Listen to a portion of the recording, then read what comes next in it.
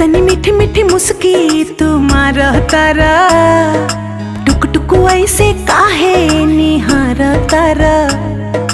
देख तनी मीठी मीठी मुस्की तुम्हारा तारा, टुक टुक ऐसे काहे निहार तारा।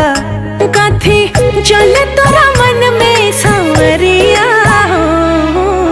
हटे हटावाले ना हटे नजरिया हो, जनमा रे जान हो मधुन कलर सरिया।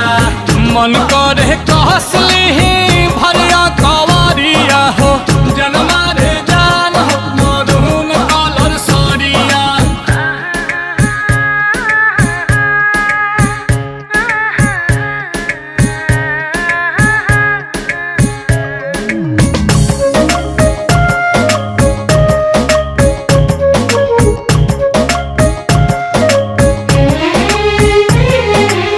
बिजली टूठा हो तारू दिलवा प हमारा हो, अपन डोलाई के कमरिया।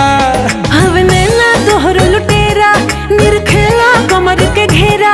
उठे अजब गजब के नासा, जनी ऐसे मतिया फेरा। सच हाँ के करेला मस्करिया हो, लागल बा फाल पिको लहरे झलरिया हो, जनमा रे जान हो मधुन कलर सरिया। मन करे कसली भरिया कवरिया हो, जनमा रे जान हो मधुन कलर सरिया।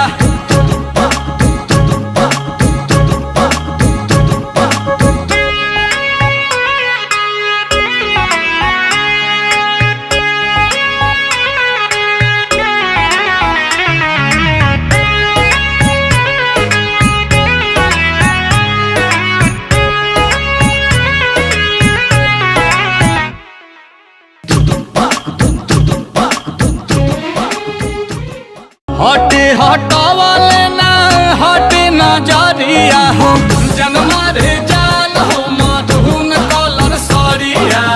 मन करे कहसली